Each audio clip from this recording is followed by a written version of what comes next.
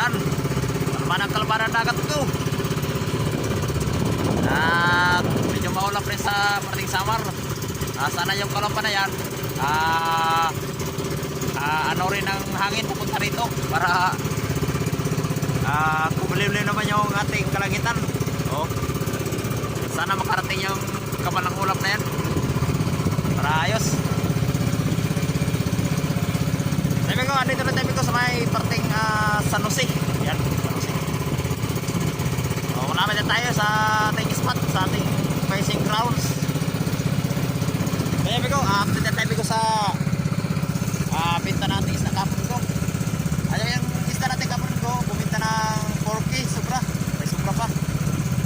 4.6 yata lahat. Binta natin isda.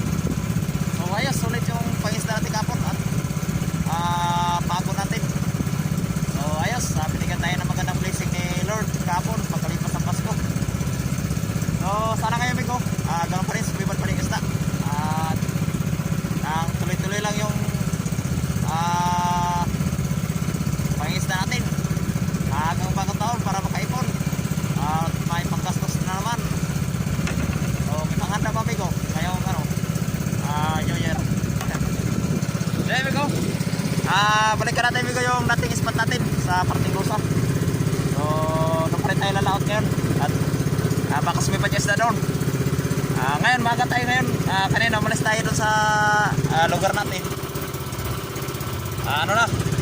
Alas 3 ng madaling araw.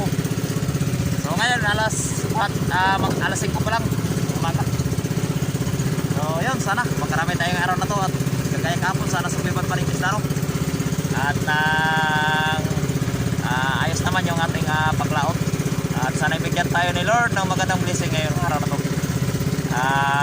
Para swertihin ba. So yun pala amigo, magandang umaga nga pala sa ating mga subscribers dyan at sa mga viewers at rin po sa mga silent viewers yun. Magandang umaga po sa yung lahat at sa mga nag-subscribe at sa ating mga solid subscribers. Maraming salamat po sa walang sawang panonood po nyo ng ating mga video at sa suporta po ninyo sa ating YouTube channel. Ayun, nagsisimula pa lang po tayo.